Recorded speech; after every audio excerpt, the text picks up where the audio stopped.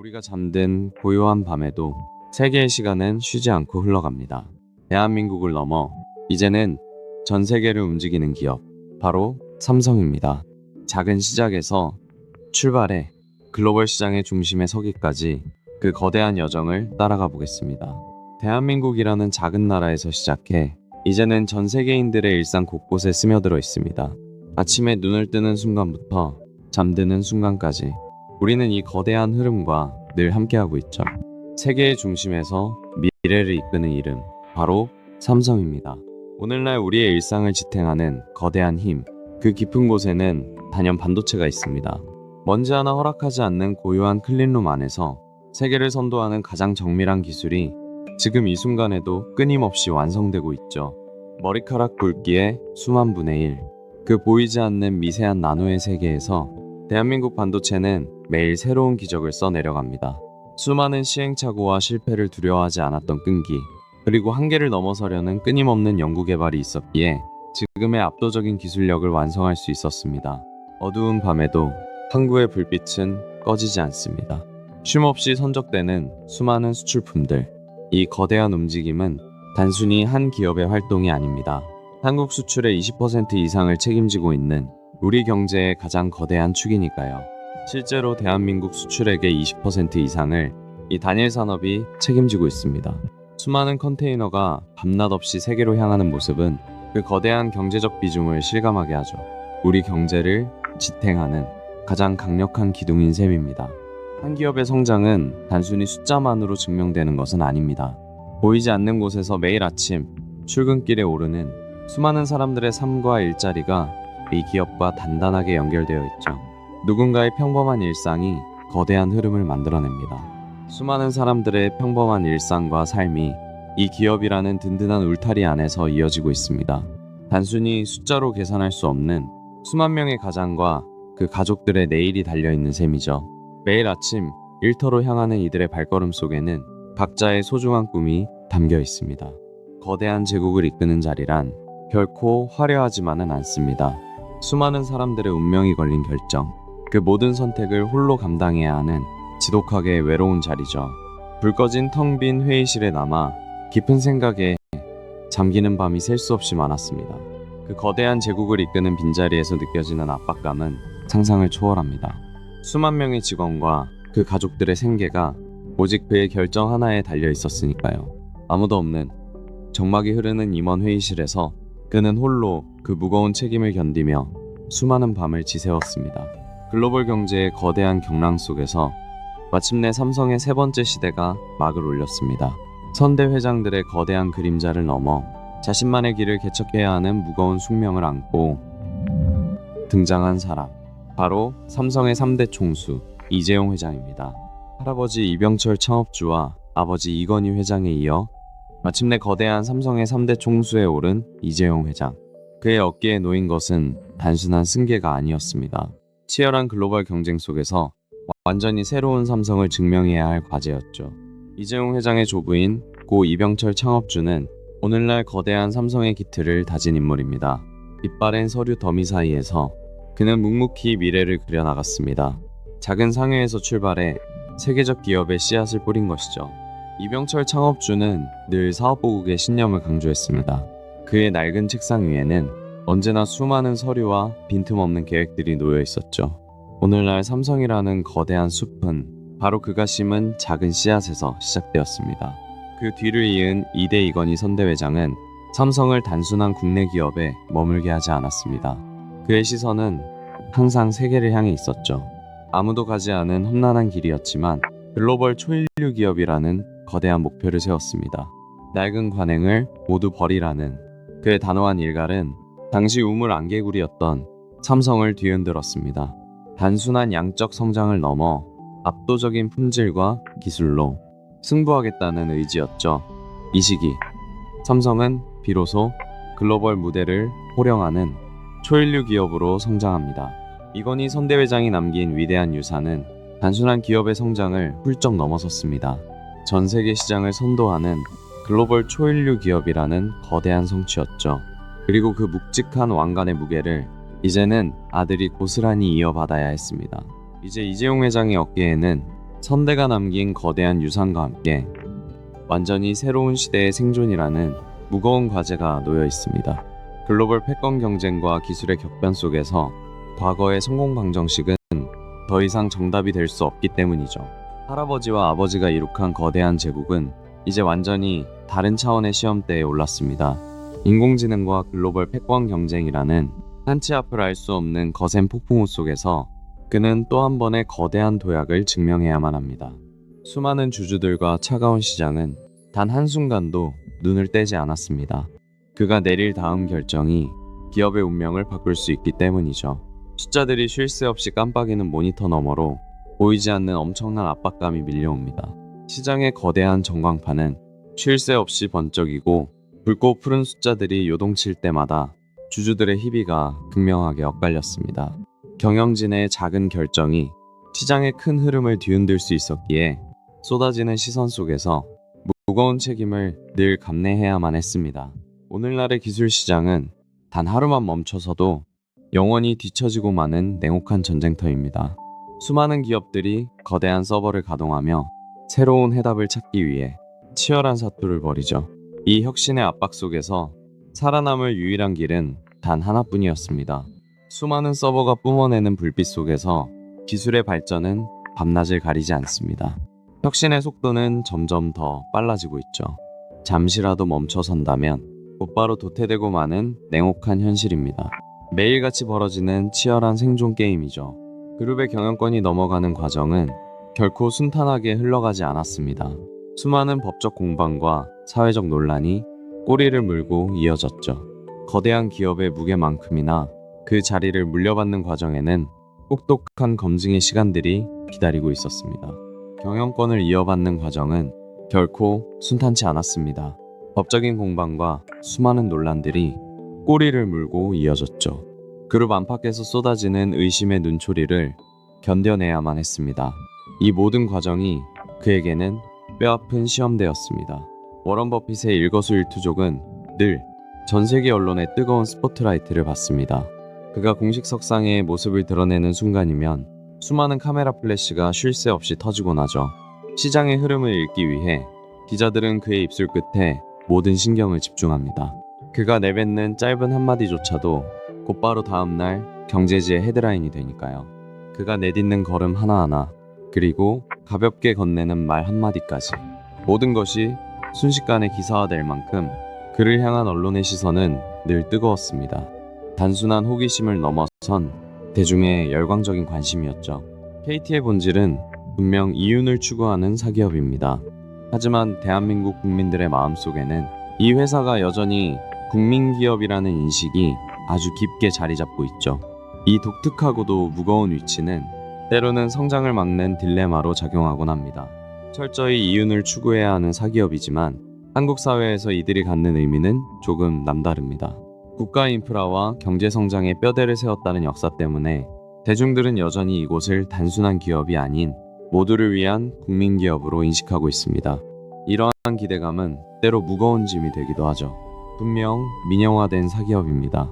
하지만 여전히 사람들의 마음속에는 국가의 통신망을 책임지는 국민기업이라는 인식이 깊게 자리 잡고 있죠. 이 특수한 위치는 막대한 책임감과 함께 때로는 피할 수 없는 정치적 외풍을 불러오기도 합니다. 수십조 원이라는 천문학적인 자금이 움직이는 결정적인 순간입니다. 그 막대한 투자의 방향과 미래가 오직 그의 펜 끝 하나에 달려있죠. 결제 서류 위에 서명을 남기는 짧은 찰나지만 리더가 견뎌야 하는 그 책임의 무게는 결코 가볍지 않을 겁니다. 수십조 원에 달하는 천문학적인 투자 금액, 그 모든 책임과 막중한 무게가 오직 그의 펜 끝 하나에 온전히 달려 있습니다. 기업의 미래가 걸린 피할 수 없는 선택, 아무도 대신해 줄 수 없는 가장 고독한 자리이기에 최종 결정권자인 리더의 결단은 그래서 더 무거운 법이죠.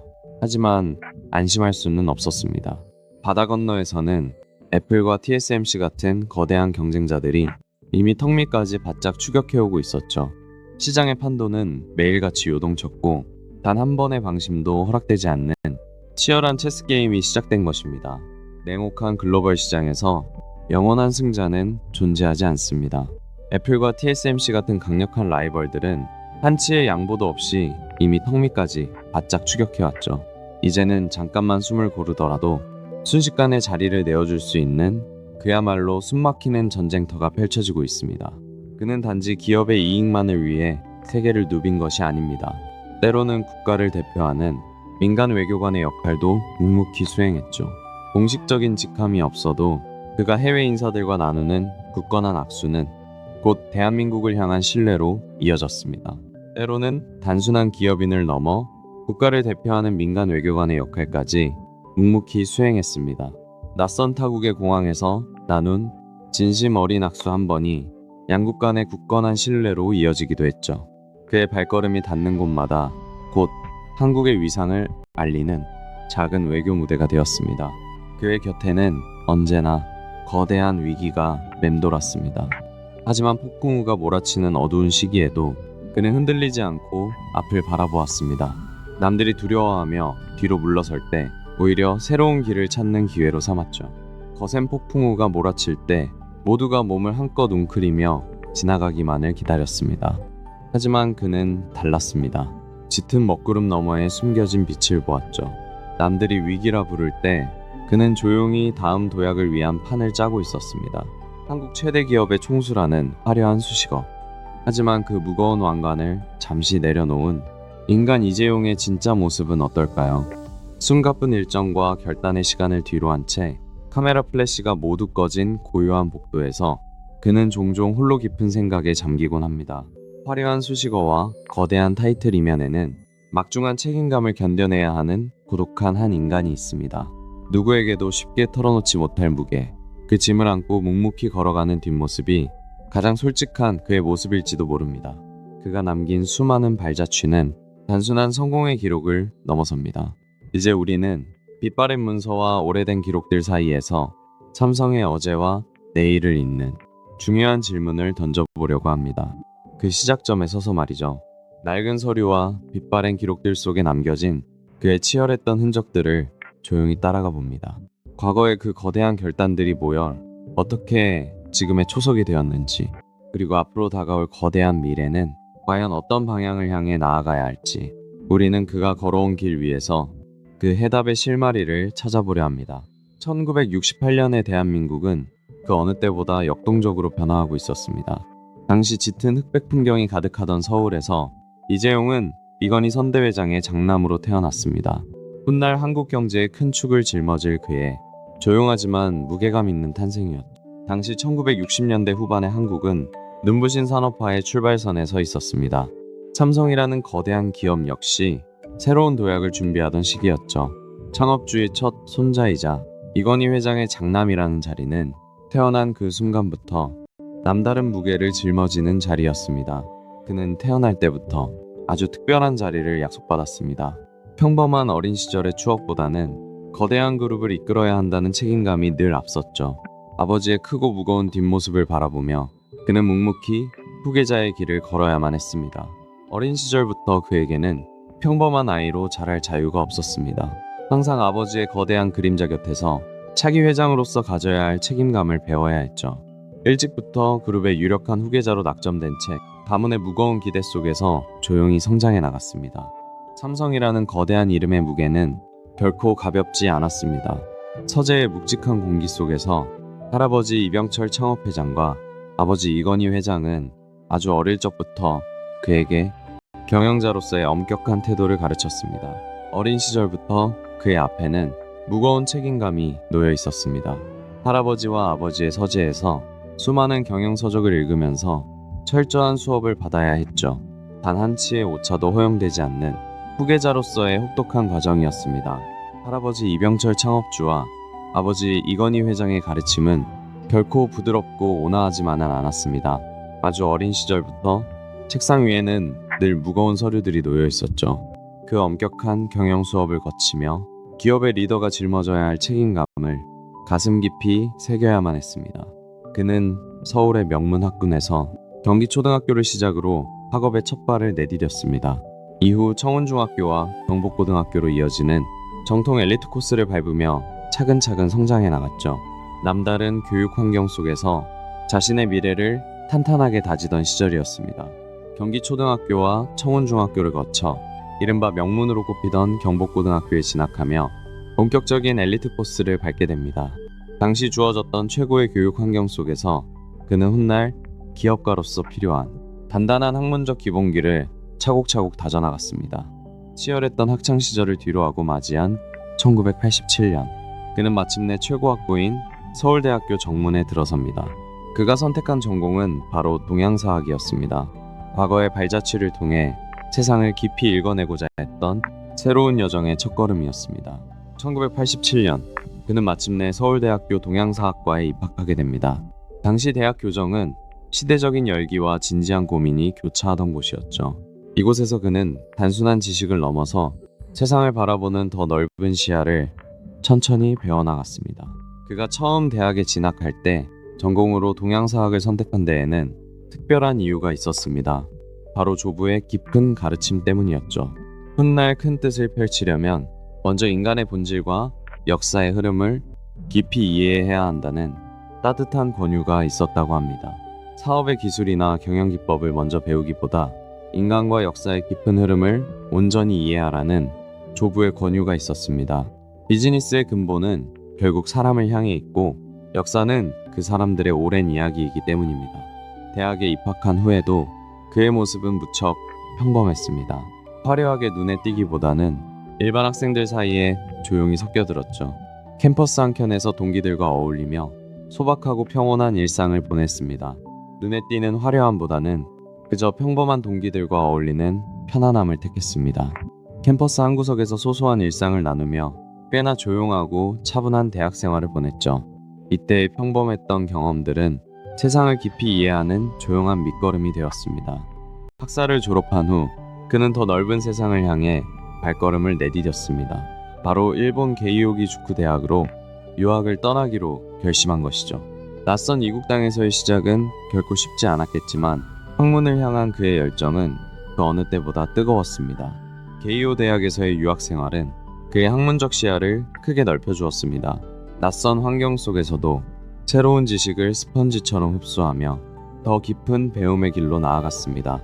이 시기에 치열했던 고민들은 훗날 단단한 자양분이 되어주었죠.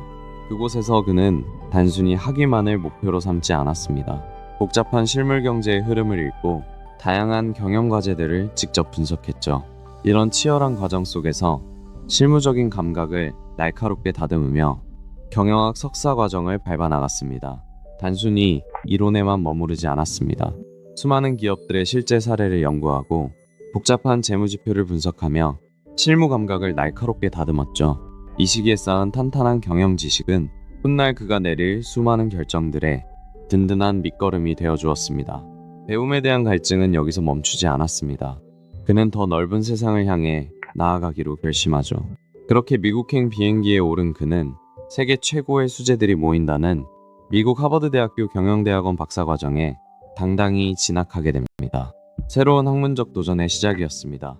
그의 학업에 대한 열정은 태평양을 건너 미국으로 이어집니다. 그는 세계 최고 수준을 자랑하는 하버드대학교 경영대학원 박사과정에 당당히 진학하게 되죠.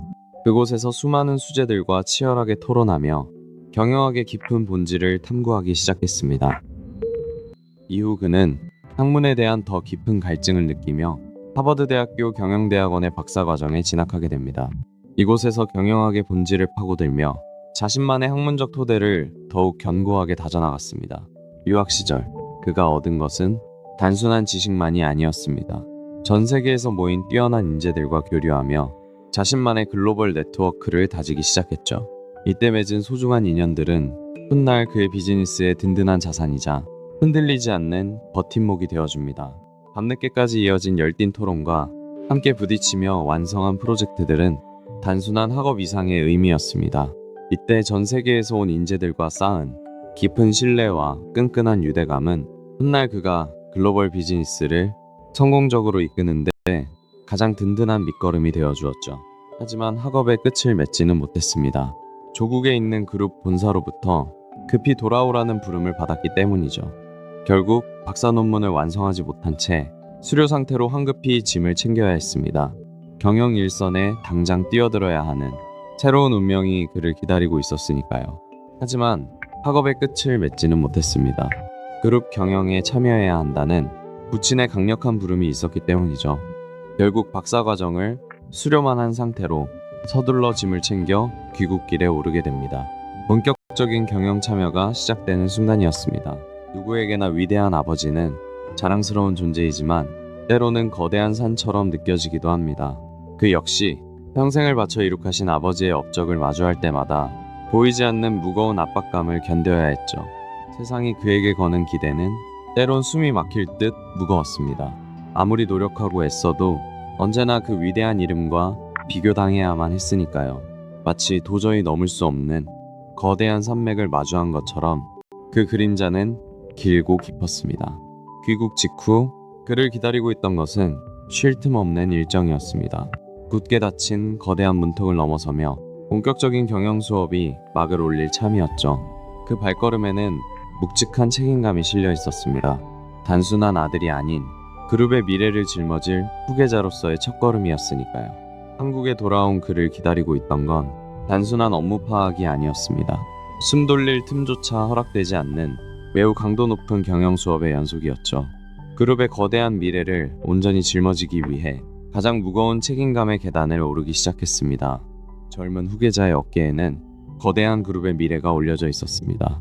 그 책임감은 결코 가볍지 않았죠.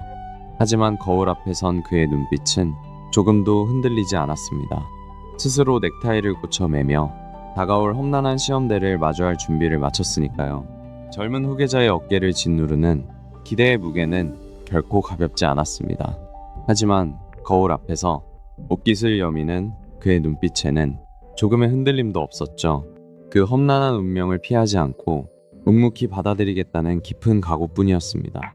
1993년 당시 삼성은 거대한 변화의 소용돌이 한가운데 있었습니다.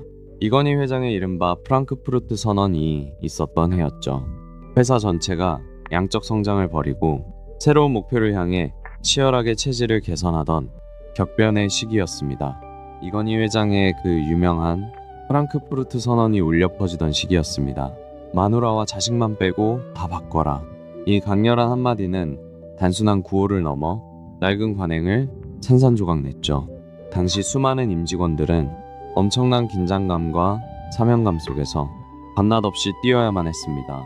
경영 수업의 다음 단계는 현장이었습니다. 차기 리더로서 본격적인 실무를 익혀야 할 시점이 다가온 것이죠. 굳게 닫혀있던 임원실의 문이 열리고 그 안에서 새어나오는 밝은 빛은 새로운 출발을 알리고 있었습니다. 경영 이론을 넘어 이제는 진짜 현장의 무게를 견뎌야 할 때였습니다. 차기 리더로서 회사의 복잡한 실무를 직접 부딪히며 배워야 할 시점이 눈앞으로 다가온 것이죠. 그것은 단순한 승계 수업이 아니라 치열한 생존의 현장으로 들어가는 새로운 문이었습니다. 차기 리더로서 그저 밖에서 지켜볼 수만은 없는 시점이 다가왔습니다. 이제는 넥타이를 고쳐매고 치열한 실무의 현장으로 직접 뛰어들어야 했죠. 그에게 주어진 새로운 무대의 문이 환하게 열리고 있었습니다.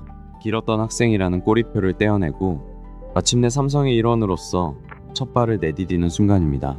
낯선 사무실의 공기와 묘한 긴장감 속에서 그는 새로운 세계로 들어가는 문을 엽니다. 이제 단순한 청년이 아닌 거대한 조직의 일원으로서 첫 시험대에 오른 것입니다. 학생이라는 익숙하고 편안했던 울타리를 넘어 마침내 거대한 기업의 문을 열게 됩니다. 삼성의 신입사원으로서 첫 출근을 하던 그날 아침의 공기는 긴장감과 설렘이 교차하는 아주 특별한 것이었죠. 이 한 걸음이 앞으로 이어질 기나긴 여정의 진정한 출발점이었습니다.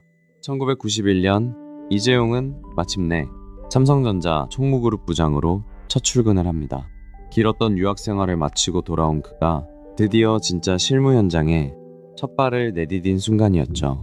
조용하지만 무거운 책임감이 감돌던 그날의 풍경이 그려집니다.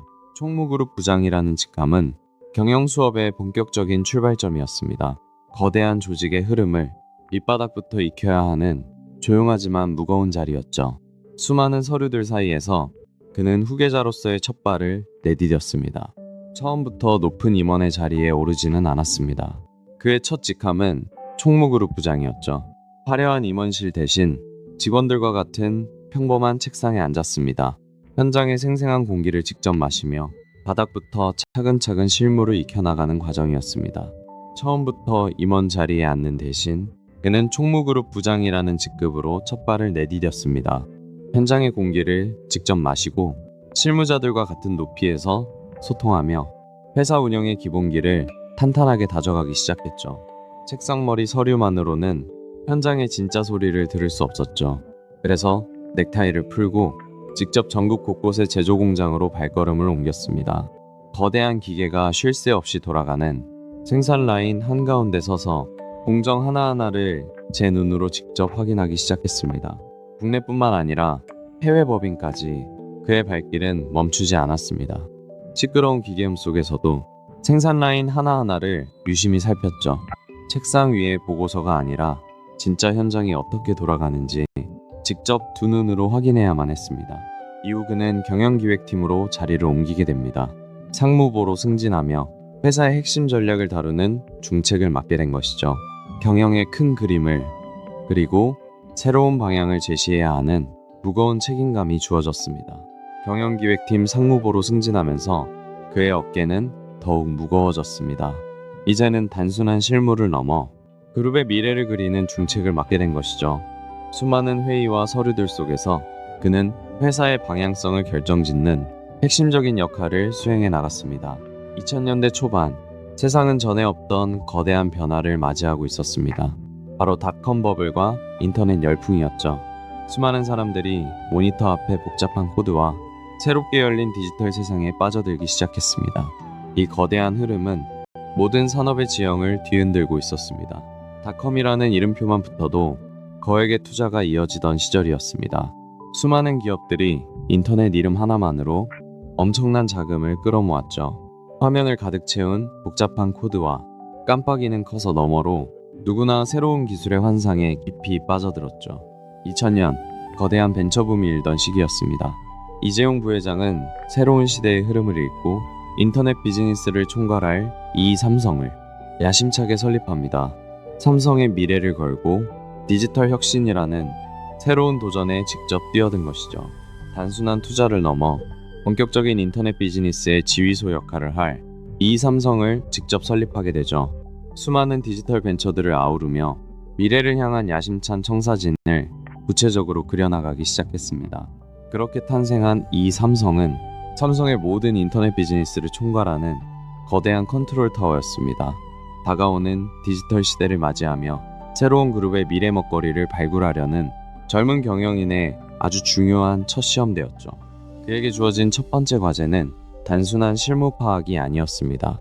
그것은 그룹의 후계자로서 스스로 능력을 증명해야 하는 고독한 시험대였죠.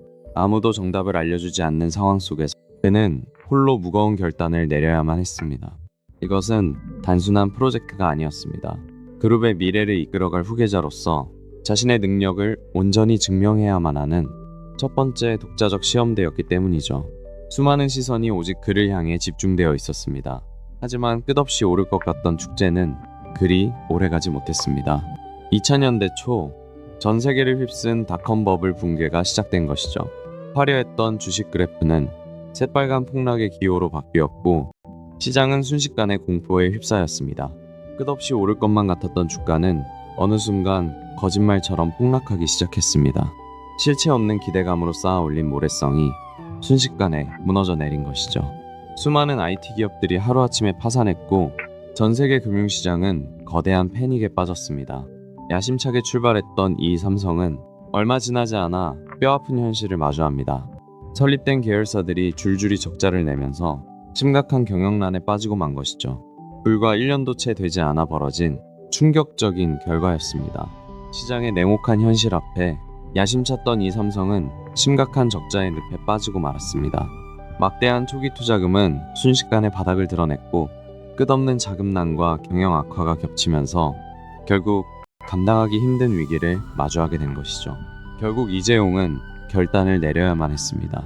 부실이 그룹 전체로 번지는 것을 막기 위해 자신이 보유하고 있던 이 삼성 지분을 그룹 계열사들에 모두 넘기게 됩니다. 야심차게 시작했던 첫 도전의 씁쓸한 마무리가 서류상의 서명으로 남는 순간이었습니다. 결국 그는 보유 지분 모두를 삼성의 주요 계열사들에 넘겨야만 했습니다. 벤처 신화의 꿈을 접고 더 큰 타격을 막기 위한 고육지책이었죠. 그렇게 첫 실패의 쓴맛을 삼키며 인터넷 사업에서 완전히 손을 떼게 됩니다. 이 삼성의 뼈아픈 실패는 젊은 후계자의 첫 경영 이력에 깊은 상처를 남기고 말았습니다. 화려하게 시작했던 사업들이 결국 텅 빈 사무실만 남긴 채 흩어지자 그를 향한 시선은 급격히 싸늘해졌죠. 이 삼성의 실패는 단순한 사업 철수를 넘어섰습니다. 후계자로서의 자질 논란을 일으키며 경영 이력의 큰 오점으로 남게 되었죠. 이 쓰라린 경험은 훗날 그가 더욱 신중한 행보를 걷는 계기가 됩니다. 이러한 결정은 곧바로 거센 반발에 부딪혔습니다. 건강한 계열사들이 부실 지분을 떠안게 되었다며 시민단체들의 비판이 쏟아지기 시작한 겁니다. 누구를 위한 구제냐는 날카로운 지적이었죠. 건실하게 운영되던 다른 계열사들마저 막대한 부실 지분을 억지로 떠안아야 했기 때문이죠. 시민단체들은 이를 두고 그룹 전체를 연쇄 위기로 몰아넣는 매우 무책임한 결정이라며 거세게 비판했습니다. 실패를 뒤로하고 이재용은 삼성의 진짜 무기인 제조업으로 시선을 돌립니다.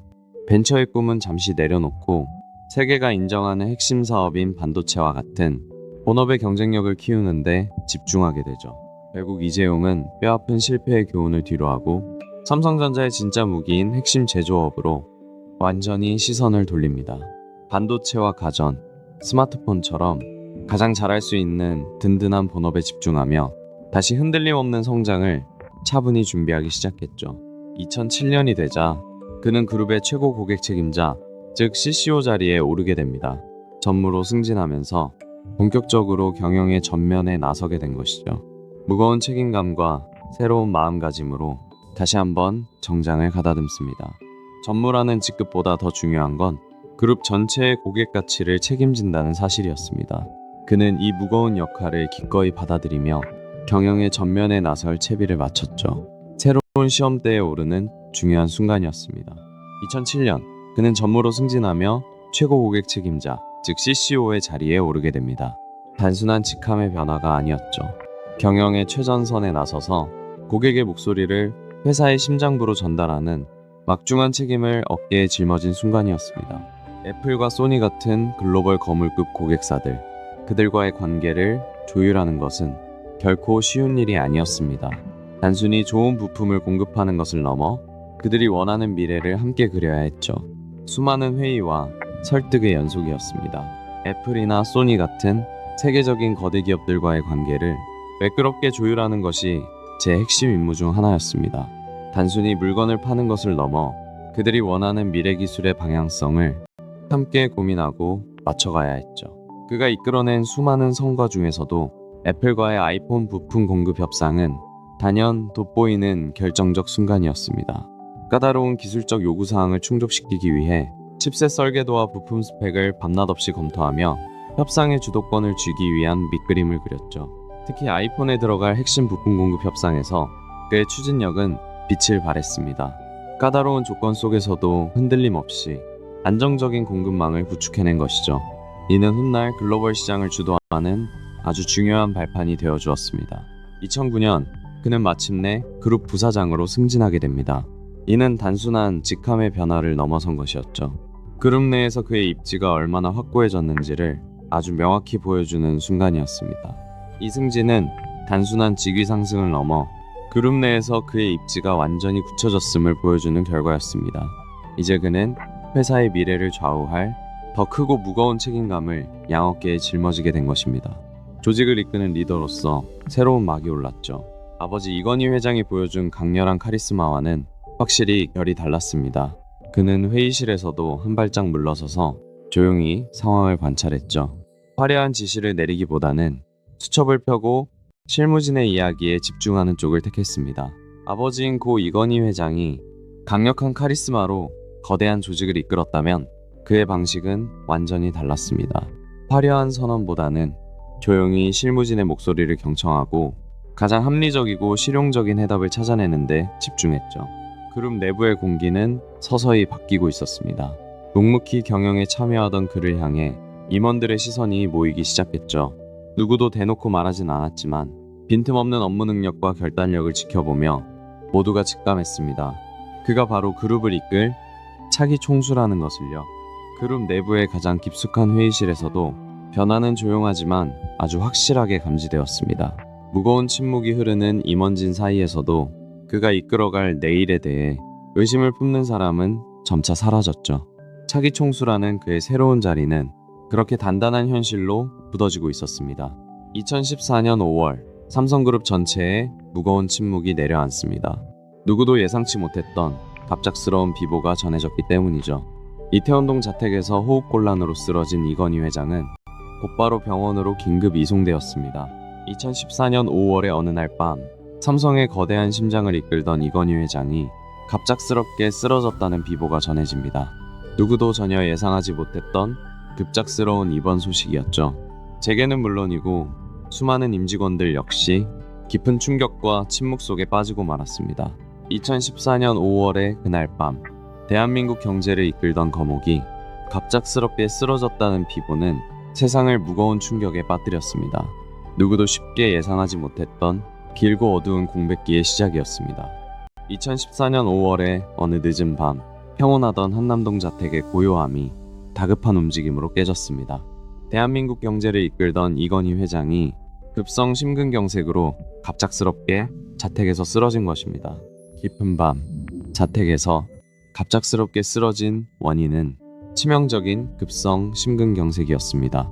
구급차의 붉은 경광등이 차가운 어둠을 가르며 병원으로 다급히 향했고 이 긴박했던 이송 소식은 곧바로 대한민국 경제계 전체에 엄청난 충격을 안겼습니다. 수십 년간 그룹을 이끌던 절대적인 리더의 부재는 그야말로 거대한 충격이었습니다. 모든 중요한 결정이 한순간에 멈춰섰고 남겨진 경영진은 깊은 혼란에 빠졌죠. 어떻게 이 위기를 헤쳐가야 할지 막막하기만 한 순간이었습니다. 절대적인 리더십을 이끌던 총수의 부재는 남은 사람들에게 앞이 보이지 않는 거대한 위기였습니다. 중요한 의사결정들이 제자리에 멈춰버린 듯했죠. 회사의 앞날에 짙은 먹구름이 들이운 순간이었습니다. 위기감이 고조되자 삼성의 수뇌부는 즉각 비상경영체제에 돌입했습니다. 본사 건물의 불빛은 밤늦도록 꺼지지 않았죠. 사태의 심각성을 깊이 인지한 경영진들은 매일같이 모여 초기 대응책 마련에 매진했습니다. 늦은 밤까지 삼성 사옥의 불은 꺼지지 않았습니다. 수뇌부들은 즉각 비상경영체제에 돌입했고 시장 전반의 피해 규모를 파악하는 데 총력을 기울였죠. 모든 부서가 숨을 죽인 채 다음 대책을 고민해야만 했습니다. 아버지 이건희 회장의 갑작스러운 부재, 삼성이라는 거대한 배는 잠시 흔들리는 듯 했습니다.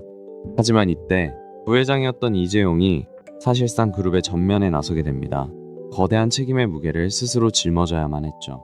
이건희 회장의 부재라는 초유의 사태 속에서 당시 부회장이었던 이재용이 사실상 그룹의 전면에 나서게 됩니다. 거대한 삼성이라는 배의 조타수를 맡게 된 순간이었죠. 위기를 돌파해야 하는 막중한 책임이 그의 어깨에 주어졌습니다. 전혀 준비되지 않은 상태였습니다. 하지만 갑작스럽게 주어진 그 막중한 책임감은 마치 굳게 닫힌 거대한 철제 금고처럼 차갑고 무겁게 다가왔죠. 오롯이 혼자서 견뎌내야만 하는 외로운 왕관의 무게였습니다. 하루아침에 모든 결정의 책임이 온전히 그의 몫이 되었습니다. 경험도 준비할 시간도 부족했지만 결코 흔들리는 모습을 보일 수는 없었죠. 왕관의 무게는 상상 이상으로 무거웠고 또 차가웠습니다. 당시 삼성전자는 스마트폰 시장에서 전례 없는 거센 도전에 직면하고 있었습니다. 전 세계의 수많은 경쟁사들이 하루가 다르게 새로운 기기들을 쏟아내고 있었죠. 한 치 앞도 예측하기 힘든 숨막히는 전쟁터와 같았습니다. 당시 삼성전자는 스마트폰 시장에서 거센 도전을 받고 있었습니다. 끊임없이 쏟아지는 새로운 기술과 턱 밑까지 추격해온 경쟁자들 사이에서 단 한순간도 긴장을 늦출 수 없는 치열한 생존 게임이 벌어지고 있었죠. 그가 조직을 이끌며 가장 먼저 손댄 것은 바로 낡은 관행이었습니다. 불필요한 의전과 거칠애를 과감히 걷어내버렸죠. 직원들이 오직 일의 본질에만 집중할 수 있도록 철저한 실용주의 중심의 문화를 심기 시작한 겁니다. 불필요한 보고서와 낭비되는 회의 시간도 대폭 줄였습니다. 형식에 얽매인 낡은 관행은 과감하게 잘라냈죠. 오직 일의 본질과 실질적인 성과에만 집중할 수 있도록 업무 환경 전체를 새롭게 재편한 것입니다. 형식적인 보고나 불필요한 의전은 과감하게 모두 없앴습니다. 대신 직원들이 오직 업무의 본질에만 집중할 수 있는 수평적인 환경을 만들었죠. 거칠애보다 실질적인 성과를 중시하는 확고한 실용주의 철학이었습니다. 그룹 체질을 근본적으로 바꾸기 위해 방산과 화학 계열사를 하나그룹에 매각하는 승부수를 띄웠습니다. 오랫동안 삼성의 한 축을 담당해온 굵직한 사업들이었지만 미래를 위해 과감히 손을 놓은 것이죠. 하나그룹의 굵직한 화학 계열사들까지 모두 넘기는 그야말로 파격적인 빅딜이었습니다. 그룹의 외형을 키우기보다는 가장 잘할 수 있는 핵심 사업에만 집중하겠다는 실용주의적 결단이었죠. 수십 년간 이어온 사업을 과감하게 떼어내는 결코 쉽지 않은 과정이었습니다. 방만한 경영을 바로잡기 위한 첫걸음이었습니다. 비주력 사업들을 과감하게 덜어내고 우리가 가장 잘할 수 있는 핵심 사업에만 모든 역량을 집중하겠다는 강한 의지였죠. 무엇보다 생존을 위한 뼈아픈 결단이었습니다. 단순한 규모 축소가 아닌 기업의 체질을 근본적으로 바꾸는 피나는 노력이었습니다. 뼈를 깎는 아픔 속에서도 오직 가장 잘할 수 있는 핵심 분야에만 모든 역량을 집중하겠다는 단호한 의지의 표현이었죠. 2015년 대한민국을 강타했던 메르스 사태. 당시 삼성서울병원이 감염의 주요 진원지로 지목되며 거센 비판에 직면했습니다. 예상치 못한 국가적 방역 위기 속에서 삼성의 위기관리 능력은 큰 시험대에 오르게 됩니다. 당시 삼성서울병원은 메르스 확산의 가장 큰 진원지로 지목되면서 피해를 키웠다는 거센 비판에 직면하게 됩니다. 전례 없는 감염병 위기 속에서 최고라 자부하던 병원의 신뢰가 크게 흔들리던 뼈아픈 순간이었습니다. 결국 이재용 부회장은 굳은 표정으로 카메라 앞에 섰습니다. 끝없이 터지는 플래시 세례 속에서 그는 무거운 마음으로 깊이 고개를 숙였습니다. 그룹 총수로서 국민들에게 전하는 첫 번째 공식 사과였습니다. 직접 카메라 앞에 선 그는 국민들을 향해 깊이 고개를 숙였습니다. 모든 책임을 통감한다며 변명의 여지가 없는 잘못이라고 인정했죠. 이는 위기 속에서 리더가 짊어져야 할 무거운 책임감을 보여주는 순간이었습니다. 그는 다가오는 위기 앞에서 결코 뒷걸음질 치지 않았습니다. 변명이나 회피 대신 문제의 핵심을 향해 곧장 걸어 들어갔죠. 이것은 그동안 보기 힘들었던 완전히 새로운 형태의 리더십이었습니다. 어떤 비난이 쏟아져도 결코 물러서지 않았습니다. 오히려 모든 책임을 짊어지는 길을 택했죠. 위기를 피하지 않는 그의 단호한 태도는 당시 사람들에게 깊은 울림을 주었습니다. 진정한 리더십을 행동으로 증명해낸 것입니다. 하지만 2016년 삼성은 예상치 못한 뼈아픈 시련을 겪게 됩니다. 바로 전 세계를 충격에 빠뜨린 갤럭시 노트 7 발화 사태였습니다. 승승장구하던 스마트폰 사업에 거대한 제동이 걸린 뼈아픈 순간이었죠. 전 세계 곳곳에서 기기가 불타오르는 충격적인 사건이었죠. 삼성전자는 막대한 손실을 감수하고 결국 단종이라는 뼈아픈 결정을 내려야만 했습니다. 가장 뼈아픈 실패이자 가장 무거운 교훈을 남긴 순간이었습니다. 천문학적인 재무적 손실. 그것은 단순한 숫자 이상의 뼈아픈 고통이었습니다. 창고에 산더미처럼 쌓여 출하를 기다리던 수백만 대의 기기들. 그는 결국 이 모든 제품의 전량 단종이라는 무거운 결단을 내립니다. 천문학적인 손실이 눈앞에 뻔히 보였지만 그는 단 한순간도 주저하지 않았습니다. 당장의 이익보다는 고객의 신뢰가 먼저였죠. 이미 판매된 제품을 전량 걷어들이고 생산 라인마저 완전히 멈춰 세우는 뼈아픈 결단을 내린 것이죠. 수조 원에 달하는 천문학적 손실. 하지만 그는 눈앞의 이익보다 고객과의 신뢰가 먼저라고 판단했습니다. 결국 시중에 풀린 모든 제품을 회수하고 전량 단종이라는 초유의 결단을 내립니다.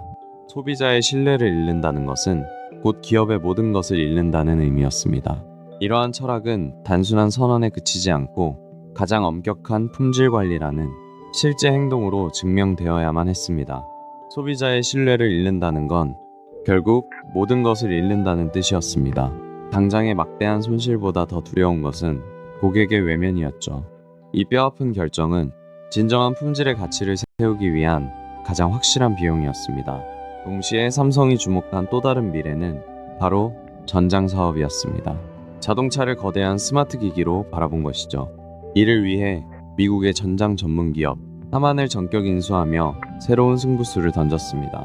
동시에 새로운 미래 먹거리를 찾기 위해 세계적인 전장 기업인 미국 하만을 전격적으로 인수합니다. 스마트폰과 반도체를 넘어 다가올 미래 모빌리티 시장까지 선점하겠다는 강력하고 과감한 결단이었죠. 수많은 서류와 치열한 협상 끝에 마침내 결실을 맺은 이 거대한 거래는 단순한 인수를 넘어선 중대한 사건이었습니다. 한국 기업 역사상 유례를 찾아볼 수 없는 최대 규모의 인수합병이었습니다. 이 결정은 단순히 회사의 덩치를 키우는 수준이 아니었습니다. 당시 한국 기업 역사상 가장 거대한 규모의 인수합병이었죠. 치밀한 전략과 과감한 결단력이 마침내 산업의 지형도를 완전히 바꿔놓았습니다. 거친 폭풍우가 지나간 뒤 이재용 체제의 삼성은 조금씩 안정을 되찾기 시작했습니다. 숨가쁘게 몰아쳤던 위기 속에서도 거대한 배의 방향타를 굳게 쥐고 새로운 항로를 준비하고 있었던 것이죠. 거친 파도를 넘긴 삼성의 거대한 함선은 마침내 서서히 안정을 찾아가는 듯 보였습니다. 끝이 보이지 않던 위기 속에서도 새로운 리더십은 무사히 닷을 내렸고 그룹 전반에는 다시금 차분한 질서가 자리 잡기 시작했죠. 하지만 이재용 부회장 앞에는 반드시 풀어야만 하는 아주 무거운 과제가 놓여 있었습니다. 바로 삼성그룹 전체를 아우르는 안정적인 지배구조를 확립하는 것이었죠. 경영권 승계를 위해선 피할 수 없는 첫 단추였습니다. 하지만 이재용 체제에서 가장 시급했던 과제는 그룹 전체를 아우르는 지배구조의 확립이었습니다. 거대한 삼성그룹을 안정적으로 이끌기 위해서는 복잡하게 얽힌 지분구조를 하나씩 풀어가야만 했죠. 그룹 전체를 장악한 이건희 회장이었지만 가장 핵심 계열사인 삼성전자 직접 지분은 놀라울 정도로 낮았습니다. 단 몇 퍼센트의 주식으로 거대 기업을 지배했기에 경영권 방어는 늘 불안한 과제였죠. 삼성이라는 거대한 이름에 비하면 이건희 회장 개인이 가진 삼성전자 지분율은 사실 놀라울 정도로 낮았습니다. 경영권을 유지하기에는 너무나 작고 취약한 조각이었죠. 이 점은 언제 터질지 모르는 뇌관과도 같았습니다. 승계를 위한 단 하나의 해결책. 그들이 꺼내든 카드는 바로 합병이었습니다. 이재용 부회장이 대주주로 있던 제일모직과 그룹 지배구조의 핵심인 삼성물산을 하나로 합치는 거였죠. 이재용 부회장이 최대 주주로 있던 제일모직과 그룹의 지주사 격인 삼성물산의 합병. 이것은 단순한 기업 결합이 아니었습니다. 그룹 전체에 대한 지배력을 단단하게 다지고 경영권 승계 작업을 마무리하기 위한 가장 핵심적인 해결책으로 추진되었죠. 하지만 발표 직후 곧바로 거센 논란이 일기 시작했습니다. 제일모직과 삼성물산 사이에 합병 비율이 문제였죠. 당시 산정된 주식 교환 비율이 제일모직 측에만 지나치게 유리하다는 비판이 쏟아진 겁니다. 특히 제일모직에 지나치게 유리하게 산정되었다는 비판이 쏟아졌습니다. 삼성물산 주주들의 가치가 심각하게 훼손된다는 지적이었죠. 이는 경영권 승계를 위한 무리수라는 의혹으로 번지며 큰 반발을 부르게 됩니다. 삼성이 합병을 발표하며 순조롭게 진행되는 듯 했던 그때 예상치 못한 거대한 암초를 만나게 됩니다. 바로 미국의 행동주의 헤지펀드 엘리엇 매니지먼트가 등장한 것이죠. 이들은 합병 비율이 주주들에게 너무 불리하다며 전면적인 반대를 선언합니다. 미국의 헤지펀드 엘리엇 매니지먼트는 삼성물산의 가치가 지나치게 낮게 평가되었다며 합병 반대를 공식적으로 선언했습니다. 경영권 승계를 향해 순항하던 이재용 부회장에게 예상치 못한 거대한 암초가 나타난 셈이었습니다. 엘리엇의 공세는 여기서 멈추지 않았습니다. 그들은 다른 주주들에게도 공식 서한을 보냈죠. 삼성 수뇌부를 향한 전방위적인 압박이 시작된 겁니다. 합병 비율이 부당하다는 논리를 치밀하게 전파했습니다. 엘리엇의 공격은 거기서 멈추지 않았습니다. 그들은 다른 주주들에게도 연이어 서한을 보내며 합병의 부당함을 조목조목 따져 물었죠. 삼성 수뇌부를 향한 전방위적인 압박 수위는 시간이 갈수록 점점 더 거세지고 있었습니다. 당시 합병의 운명을 쥔 가장 거대한 캐스팅 보트가 있었습니다. 바로 삼성물산의 핵심 주주였던 국민연금이었죠. 찬성과 반대, 그 팽팽한 줄다리기 속에서 시장의 모든 눈은 국민연금의 선택만을 바라보고 있었습니다. 결국 거대한 합병의 성패를 가를 가장 강력한 캐스팅 보트는 삼성물산의 주요 주주였던 국민연금의 손에 온전히 쥐어지게 됩니다. 단 한 번의 결정에 시장의 모든 눈과 귀가 숨죽여 집중될 수밖에 없었죠. 합병을 기필코 성사시켜야 했던 삼성은 곧바로 전방위적인 여론전에 돌입했습니다. 연일 수많은 언론 매체를 통해 합병의 정당성을 알리는 기사들이 쏟아졌죠. 그룹의 모든 역량이 여론을 뒤집는 데 집중된 겁니다. 주요 일간지 일면에는 매일같이 합병을 호소하는 대형 광고가 실렸습니다. 외국계 투기 자본으로부터 국내 기업을 지켜달라는 감정적인 호소까지 더해지며 치열한 여론전이 불을 뿜었죠. 삼성이 내세운 가장 강력한 무기는 바로 국익이었습니다. 엘리엇 같은 외국계 투기 자본의 공격으로부터 대한민국의 대표 기업을 지켜내야 한다는 논리였죠. 국부 유출을 막아야 한다는 이 프레임은 당시 많은 사람들의 마음을 움직였습니다. 단기 차익만 노리는 외국계 투기 자본에게 대한민국의 대표 기업을 내어줄 수는 없다는 논리였죠. 국부 유출을 막아야 한다는 이 주장은 당시 수많은 개인 투자자들의 마음을 움직였습니다. 2015년 7월 마침내 운명의 날이 밝았습니다. 수많은 주주들이 모인 삼성물산 임시주주총회장. 팽팽한 긴장감 속에서 모두의 시선이 단상을 향해 쏠려 있었죠. 합병의 찬반을 결정지을 그야말로 숨막히는 순간이었습니다. 긴장감이 맴도는 회의장 안에서 수많은 주주들의 시선이 단상 위로 쏠렸습니다.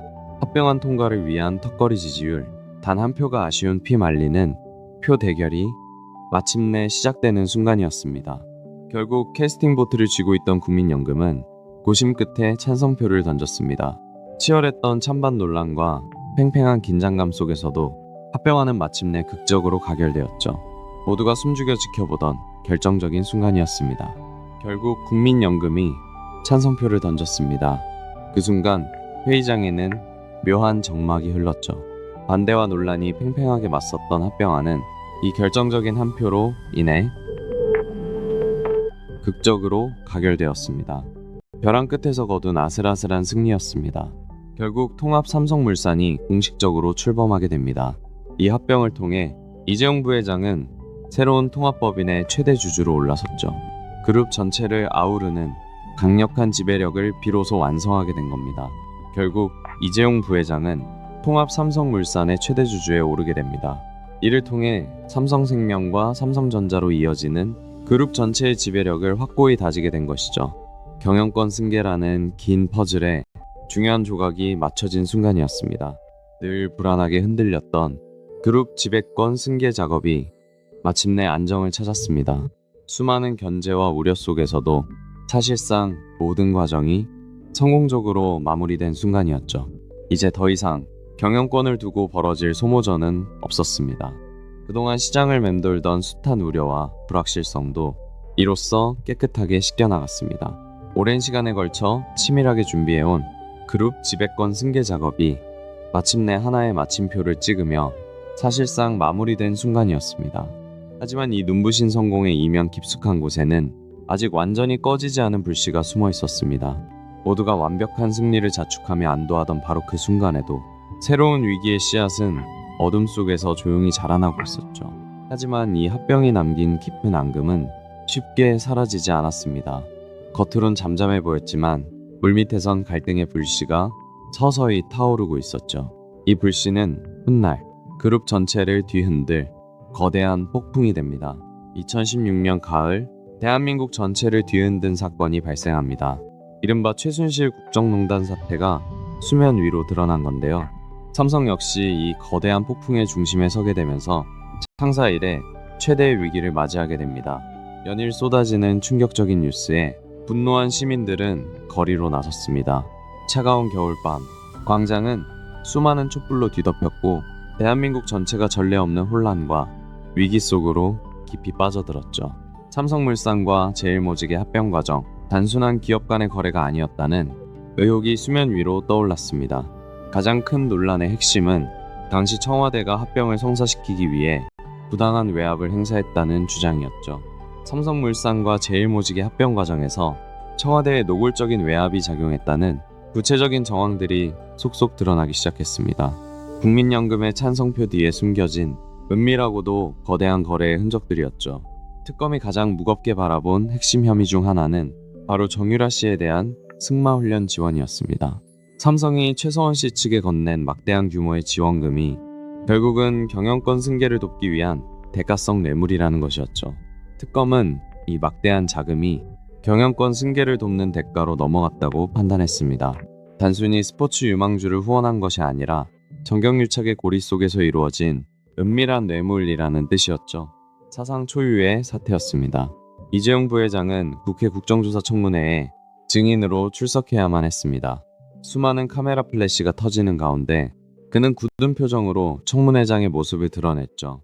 쏟아지는 국회의원들의 날선 질문들, 그리고 쉴 새 없이 터지는 카메라 플래시 속에서 그는 그룹의 대표로서 홀로 서야만 했습니다. 삼성의 운명이 걸린 무겁고도 긴장된 시간이었습니다. 청문회장에 들어선 순간부터 수많은 국회의원들의 날선 질타가 쏟아졌습니다. 쉴 새 없이 이어지는 매서운 추궁 속에서 분위기는 한없이 무겁게 가라앉았죠. 마치 거대한 폭풍의 한가운데 서 있는 듯한 숨막히는 긴장감이 맴돌았습니다. 수많은 국회의원들의 날선 질타와 추궁이 쉴 새 없이 이어졌습니다. 작은 빈틈이라도 찾으려는 듯 날카로운 질문들이 사방에서 쏟아졌죠. 그 숨막히는 압박감 속에서 잠시도 긴장을 늦출 수 없는 순간들이 계속됐습니다. 이윽고 전국을 뒤흔든 국정농단 사태 속에 박영수 특별검사팀이 공식 출범하게 됩니다. 서늘한 특검의 칼날은 삼성의 심장부와 이재용 부회장을 정조준하고 있었습니다. 숨막히는 수사의 막이 본격적으로 오른 것입니다. 그리고 출범한 특별검사팀의 서늘한 칼날은 마침내 그룹 총수인 그를 정조준했습니다. 굳게 닫힌 조사실을 향하며 그는 피의자 신분으로 매서운 조사를 받아야만 했죠. 경영권 승계와 얽힌 수많은 의혹들이 걷잡을 수 없이 그를 옥죄어왔습니다. 특검팀이 야심차게 청구했던 첫 구속영장은 법원의 문턱을 넘지 못하고 결국 기각되고 말았습니다. 수사팀에게는 뼈아픈 결과였지만 그들은 여기서 멈추지 않았습니다. 곧바로 보강 수사에 돌입하며 더 치밀하게 증거를 모으기 시작했죠. 법원의 영장 기각 결정이 내려졌지만 특검팀의 발걸음은 결코 멈추지 않았습니다. 오히려 기각 사유를 치밀하게 분석하고 부족했던 단서들을 하나하나 보강하며 수사의 칼끝을 더욱 날카롭게 가다듬기 시작했죠. 2017년 2월 특검의 첫 번째 영장 청구가 기각된 후 팽팽한 긴장감이 감돌았습니다. 하지만 이어진 두 번째 청구 끝에 그는 결국 구속 수감되고 맙니다. 무겁게 닫히는 구치소의 철문은 그룹 역사상 초유의 사태를 알리고 있었죠. 결국 2017년 2월 두 번째 구속영장이 발부되면서 그는 차가운 수감시설로 향하게 됩니다. 총수부재라는 사상 초유의 사태가 벌어지는 순간이었죠. 굳게 닫힌 문 너머로 그룹 전체가 깊은 충격에 빠지고 말았습니다. 1938년 삼성이 처음 문을 연 이후로 그룹의 총수가 구속되는 일은 단 한 번도 없었습니다. 그야말로 창사 이래 처음 벌어진 충격적인 초유의 사태였죠. 대한민국 경제계 전체가 무거운 침묵에 빠졌습니다. 1938년 삼성이 처음 문을 연 이래 총수가 구속된 건 역사상 처음 있는 일이었습니다. 재계는 물론 온 나라가 큰 충격에 빠졌죠. 그 누구도 예상하지 못했던 초유의 사태였습니다. 한국을 대표하는 거대 기업의 총수가 차가운 구치소 문을 나섭니다. 호승줄에 단단히 묶인 두 손과 초라한 수의를 입은 그의 모습은 법정으로 향하는 길목에서 수많은 카메라 플래시를 받으며 전국에 생중계되었습니다. 호승줄에 묶인 채 무거운 발걸음으로 법정에 들어서는 그의 모습은 그 자체로 큰 충격이었습니다. 한국 최고 기업의 총수가 굳은 표정으로 수의를 입고 서 있는 장면은 오랫동안 대중의 뇌리에 깊게 남았습니다. 재판에서 가장 팽팽하게 맞선 쟁점은 바로 이것이었습니다. 삼성 측은 최고 권력의 강요에 의한 어쩔 수 없는 지원, 즉 피해자라는 입장을 굳혔습니다. 반면 특검의 시각은 전혀 달랐죠. 하지만 특검의 시각은 전혀 달랐습니다. 삼성의 막대한 자금 지원은 원활한 경영권 승계를 얻어내기 위한 명백한 뇌물이라고 판단했죠. 최고 권력과 거대 재벌 사이에서 벌어진 어두운 거래라는 것이 특검이 내린 최종 결론이었습니다. 결국 1심 재판부는 그에게 징역 5년이라는 무거운 실형을 선고했습니다. 오랜 시간 이어져 온 논란이 마침내 법의 엄중한 심판을 받게 되는 순간이었죠. 법정 안에는 무거운 침묵만이 가라앉아 있었습니다. 치열한 법정 공방이 오갔지만 재판부는 이 사안을 결코 가볍게 보지 않았습니다. 사회의 이목이 집중된 가운데 내려진 결정이었죠. 결국 1심 재판부는 그에게 징역 5년이라는 무거운 실형을 선고했습니다. 하지만 이어진 항소심의 결과는 사람들의 예상을 뒤엎었습니다. 재판부는 징역형을 선고했던 1심 판결을 깨고 그에게 집행유예를 선고했습니다. 굳게 닫혀있던 구치소의 무거운 철문이 마침내 열리고 그는 다시 세상 밖으로 걸어 나오게 됩니다. 하지만 이어진 항소심 재판부의 판단은 달랐습니다.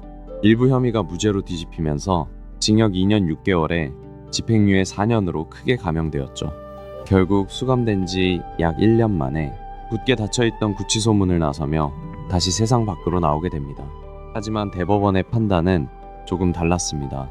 오히려 뇌물로 인정되는 액수를 더 넓게 보아야 한다며 사건을 다시 서울고등법원으로 돌려보냈죠. 재판은 그렇게 기약 없는 장기전으로 접어들게 됩니다. 하지만 대법원의 판단은 달랐습니다.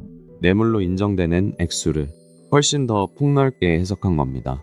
결국 사건은 다시 고등법원으로 돌려보내졌고 길고 지루한 법정 싸움은 또다시 기약 없이 이어지게 되었습니다. 길고 길었던 법정 공방의 끝은 결국 실형이었습니다. 파기환송심 재판부는 그에게 징역 2년 6개월을 선고했죠. 집행유예로 풀려난 지 불과 몇 년 만에 그는 다시 굳게 닫힌 철창문 안으로 발걸음을 옮겨야만 했습니다. 결국 파기환송심 재판부는 징역 2년 6개월의 실형을 확정했습니다. 길고 길었던 법정 공방 끝에 내려진 무거운 결론이었죠. 이 선고와 함께 그는 또다시 차가운 구치소 수감실로 향해야만 했습니다. 차가운 수감실 안에서도 그의 시선은 언제나 그룹의 미래를 향해 있었습니다. 면회실의 투명한 유리병 너머로 변호인들과 마주 앉아 굵직한 그룹 현안들을 하나하나 챙겼죠. 이른바 옥중 경영이 본격적으로 시작된 것입니다. 변호인 접견실의 좁은 유리병 너머로도 그의 경영시계는 멈추지 않았습니다. 짧은 면회 시간 동안 그룹의 굵직한 현안과 투자 결정들이 쉼없이 논의되었습니다. 이른바 옥중 경영이 본격적으로 이어진 셈이죠. 세계 각국의 반도체 패권 경쟁이 하루가 다르게 치열해지고 있었습니다. 한치 앞을 내다보기 힘든 글로벌 시장에서 최고 결정권자의 빈자리가 자칫 돌이킬 수 없는 위기로 이어질 수 있다는 우려의 목소리도 커지기 시작했죠. 글로벌 반도체 패권 경쟁이 갈수록 치열해지면서 결정권을 쥔 총수의 공백을 우려하는 목소리가 점점 커지기 시작했습니다. 신속하고 과감한 투자가 필요한 시기에 리더의 부재는 뼈아픈 타격이 될 수밖에 없었죠. 2021년 8월 광복절을 맞이하여 굳게 닫혀있던 구치소의 철문이 마침내 열렸습니다. 수감된 지 207일 만이었습니다. 수많은 취재진의 플래시 세례 속에서 그는 가석방 신분으로 다시 세상 밖으로 걸어 나왔습니다. 2021년 광복절 구치소의 굳게 닫힌 철문이 마침내 열렸습니다. 수감된 지 207일 만에 가석방으로 세상 밖으로 걸어 나오는 순간이었습니다. 영어의 몸에서는 벗어났지만 경영자로서의 무거운 짐은 여전히 그의 어깨 위에 남아 있었습니다. 하지만 그에게는 보이지 않는 족쇄가 있었습니다. 바로 취업 제한 규정이었죠. 이 엄격한 제약 때문에 자유로운 경영 활동은 생각조차 하기 어려웠습니다. 중요한 결정을 앞두고도 한 걸음 물러서야만 했던 답답한 시간이 이어졌습니다. 하지만 취업 제한이라는 보이지 않는 규정에 묶여 자유로운 경영 활동에는 여전히 큰 제약이 따랐습니다. 현장에 직접 나서지 못한 채 한 발짝 물러서서 지켜봐야만 했던 답답한 시간들이 이어졌습니다. 경영 일선에 복귀하며 새로운 비전을 제시했지만 사법 리스크라는 어두운 그림자는 여전히 그의 발목을 굳게 잡고 있었습니다. 아무리 앞을 향해 발걸음을 재촉하려 해도 쉽게 털어내기 힘든 기나긴 족쇄와도 같았죠. 비록 경영 일선에는 다시 복귀했지만 수년째 이어지는 복잡한 재판들은 여전히 그의 발목을 단단히 옥죄고 있었습니다. 새로운 미래를 향해 나아가려는 발걸음마다 결코 쉽게 풀리지 않는 기나긴 족쇄가 되어버린 셈이죠. 2022년 8월 광복절을 맞이해 중대한 결정이 내려집니다. 윤석열 대통령은 경제 위기 극복을 명분으로 이재용 부회장에 대한 특별 사면과 복권을 전격 단행했습니다. 이로써 그를 옥죄던 취업 제한 족쇄가 마침내 풀리게 되었다. 이로써 그를 짓누르던 취업 제한 규정도 완전히 풀리게 되었습니다. 단순한 사면을 넘어선 전면적인 복권 조치였죠. 드디어 경영 일선으로 자유롭게 복귀할 수 있는 공식적인 길이 열린 순간이었습니다. 긴 시간 동안 발목을 잡았던 취업 제한이 마침내 완전히 풀렸습니다. 그동안 멈춰있던 시간들을 뒤로 한 채 이제 더 이상의 제약은 없습니다. 비로소 온전한 자유의 몸이 되어 글로벌 경영 일선으로 전면 복귀하게 된 것이죠.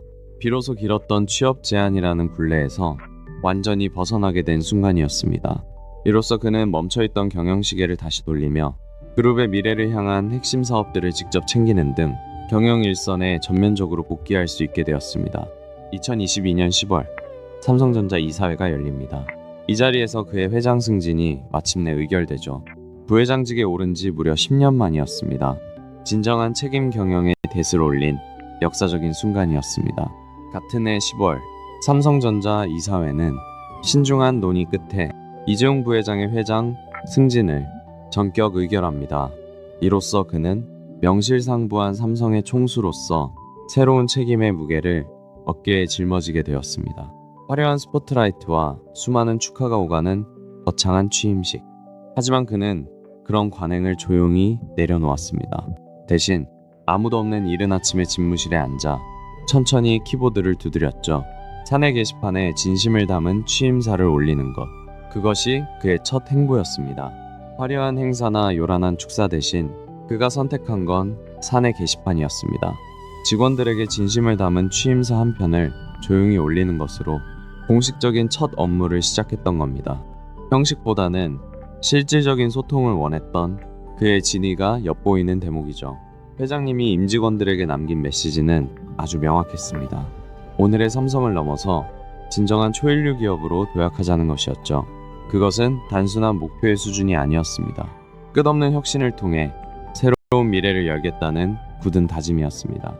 그것은 단지 국내 최고에 머물지 않겠다는 강한 의지였습니다.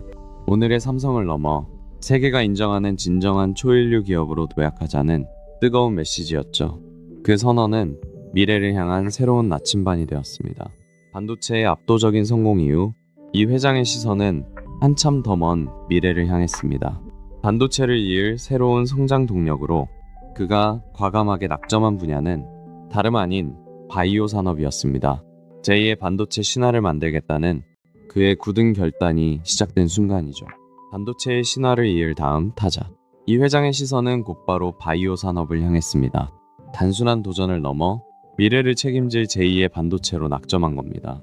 아무도 확신하지 못했던 그 길에 그는 또 한 번 묵직한 승부수를 던졌습니다. 이제 우리가 마주한 거대한 인공지능 시대는 반도체 시장의 새로운 패러다임을 요구합니다. 엄청난 양의 데이터를 순식간에 처리해야 하기에 기존의 한계를 뛰어넘는 고성능 메모리가 필요해진 것이죠. 그 혁신의 중심에 바로 HBM이 있습니다. 인공지능의 폭발적인 발전은 새로운 기회를 열어주었습니다. 방대한 데이터를 빠르게 처리하는 HBM과 같은 첨단 메모리 분야에서 확고한 주도권을 쥐기 위해 과감한 투자를 이어가고 있습니다. 미래 산업의 심장을 선점하려는 것입니다. 수십 년간 굳건하게 이어져 온 삼성의 오랜 원칙이 하나 있었습니다. 바로 문호조 경영이었죠.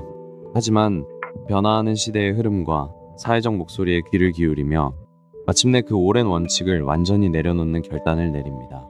수십 년간 굳건하게 이어져 온 낡은 관행의 고리를 마침내 끊어냈습니다. 기업과 노동자가 서로의 손을 맞잡고 진정한 의미의 상생을 향해 나아가기 시작한 거죠.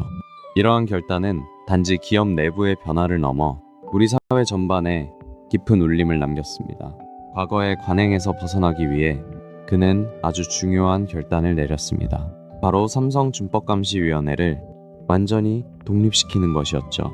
외부의 엄격한 시선으로 기업 내부를 투명하게 들여다보도록 만든 겁니다. 외부 인사들로 구성된 독립위원회는 최고 경영진의 활동까지 객관적인 시선으로 들여다보기 시작했습니다. 어떠한 내부 간섭도 받지 않고 오직 엄격한 법과 원칙에 따라 투명한 윤리 경영의 기틀을 더욱 견고하게 다져나간 것이죠. 길고 어두웠던 사법 리스크의 터널을 마침내 빠져나온 지금 이재용 회장이 이끄는 뉴삼성은 이제 진짜 출발선에 섰습니다. 숱한 위기 속에서도 지켜낸 청사진을 현실로 증명해야 할 본격적인 시험대에 오른 것입니다. 기나긴 사법 리스크의 터널을 완전히 빠져나온 지금 이재용 회장이 이끄는 뉴삼성은 이제 진짜 시험대에 올랐습니다. 단순한 안정을 넘어 압도적인 경쟁력을 증명해야 할 때죠. 앞으로 어떤 혁신을 보여줄지 전 세계가 다시 주목하고 있습니다. 파운드리 시장에서 절대 강자인 TSMC와의 격차를 줄이는 일은 현재 삼성에게 가장 시급하고 무거운 과제입니다. 매년 수십조 원을 투자하며 맹추격하고 있지만 1위와의 거리를 단숨에 좁히기는 결코 쉽지 않은 상황이죠. 파운드리 시장에서 압도적 1위인 TSMC와의 격차를 줄이는 건 정말 시급한 과제입니다. 단순히 점유율을 넘어서 고객사의 굳건한 신뢰를 다시 찾아오는 게 핵심이죠. 단숨에 역전하긴 어렵겠지만 반드시 넘어야 할 산입니다. 끝없이 격화되는 미중 패권 경쟁 속에서 지정학적 리스크를 관리하는 것은 이제 기업 생존의 최우선 과제가 되었습니다. 거대한 두 강대국 사이에서 중심을 잃지 않고 위기를 기회로 바꾸는 결단력은 온전히 총수의 몫으로 남겨졌습니다. 미중 패권 경쟁이라는 거대한 파도는 기업의 운명을 송두리째 흔들기도 합니다. 복잡하게 얽힌 지정학적 위기 속에서 어느 한쪽으로 치우치지 않는 균형감 있는 리더십을 발휘하는 것 역시 총수가 짊어져야 할 무거운 과제입니다. 초격차 기술을 흔들림 없이 유지하려면 결국 그 기술을 다룰 사람이 필요합니다. 그래서 세계 최고의 두뇌들을 찾아 국경을 가리지 않고 핵심 인재를 영입하고 있죠. 글로벌 무대에서 펼쳐지는 치열한 인재 확보전입니다. 국경을 뛰어넘는 인재 영입전은 지금 이 순간에도 계속되고 있습니다. 단 하나의 혁신적인 아이디어가 초격차의 미래를 결정짓기 때문이죠. 세계 최고 수준의 전문가들이 연구실에 모여 머리를 맞대는 풍경, 그것이 바로 새로운 경쟁력입니다. 딱딱하고 경직되었던 과거의 틀을 과감히 깨고 실리콘밸리처럼 유연한 조직 문화를 도입하기 위한 노력도 멈추지 않았습니다. 직원들이 언제든 편하게 아이디어를 나누도록 가장 먼저 일하는 공간의 분위기부터 바꾸기 시작했죠. 직급의 벽을 허물기 위해 사무실의 풍경부터 크게 달라졌습니다. 딱딱한 회의실 대신 편안한 빈백에 기대어 누구나 자유롭게 의견을 나누죠. 이러한 작은 변화들이 모여 창의적이고 수평적인 조직 문화를 단단하게 다져가고 있습니다. 국민의 기업이라는 이름은 그저 영광스러운 수식어만은 아니었습니다. 사회와 끊임없이 소통하고 상생의 길을 찾아야 한다는 무거운 책임이기도 했죠. 그는 기꺼이 그 짐을 자신의 어깨에 짊어졌습니다. 국민기업이라는 이름은 결코 가볍게 쓸 수 있는 왕관이 아닙니다. 지역사회의 목소리에 귀 기울이며 다 함께 성장할 수 있는 튼튼한 토양을 다지는 일, 그 상생과 협력의 발걸음 역시 그가 평생을 바쳐 묵묵히 짊어져야만 했던 무거운 책임이었습니다. 위대한 아버지를 뛰어넘어야 한다는 것. 어쩌면 그것은 삼성의 3대 총수에게 주어진 가장 무겁고도 외로운 숙명일지도 모릅니다. 거대한 산과도 같았던 선대를 바라보며 이제는 자신만의 새로운 길을 개척해야만 하죠. 위대한 아버지가 이룩한 거대한 제국, 그 압도적인 그림자를 넘어서 자신만의 온전한 시대를 증명해내는 것. 어쩌면 그것이야말로 3대 총수가 짊어져야 할 가장 무겁고도 필연적인 마지막 과제일지 모릅니다. 태어날 때부터 그에게는 보이지 않는 무거운 왕관이 씌워져 있었습니다. 대한민국 경제를 이끄는 거대한 이름, 그 무게를 온전히 홀로 견뎌내야만 했죠. 묵묵히 걸어온 이재용의 시간은 결코 순탄하지만은 않았습니다. 태어날 때부터 그의 머리 위에는 아주 무거운 왕관이 씌워져 있었습니다. 누구도 대신해줄 수 없는 그 거대한 무게를 그는 오롯이 혼자서 감내해야만 했죠. 침묵 속에서 견뎌온 그의 진정한 시간은 어쩌면 그 왕관의 무게와 같을지도 모릅니다. 시간이 흐르고 짙은 흙먼지가 가라앉은 뒤 역사는 과연 그의 시대를 어떻게 기록하고 평가할까요?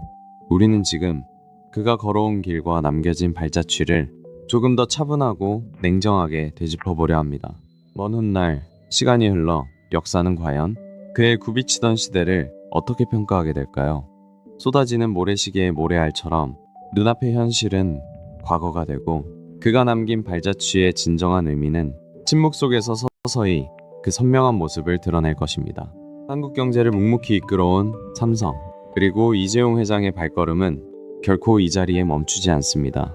수많은 위기와 거대한 변화 속에서도 그들이 나아가야 할 길은 여전히 새로운 내일을 향해 끝없이 뻗어 있습니다. 한국경제와 삼성, 그리고 이재용 회장이 마주한 길은 여전히 짙은 안개 속에 놓여 있습니다. 하지만 그 굽이진 길 위에서도 묵묵히 다음 발걸음을 내디뎌야 하죠. 끝을 알 수 없는 이 거대한 도전은 지금 이 순간에도 계속되고 있습니다. 수많은 위기와 변화의 파도를 넘어온 지금, 이재용 회장이 그려가는 새로운 삼성의 모습은 이제 막 그 윤곽을 드러내고 있습니다. 우리는 그가 새롭게 만들어갈 뉴삼성의 내일을 조용히 지켜볼 것입니다. 우리는 이제 그가 새롭게 그려갈 뉴삼성의 내일을 마주하고 있습니다. 수많은 위기와 도전을 넘어 이재용 회장이 이끌어갈 거대한 항해는 과연 어떤 궤적을 남기게 될까요? 그가 증명해낼 또 다른 혁신의 시간을 조용히 기대하며 지켜볼 때입니다.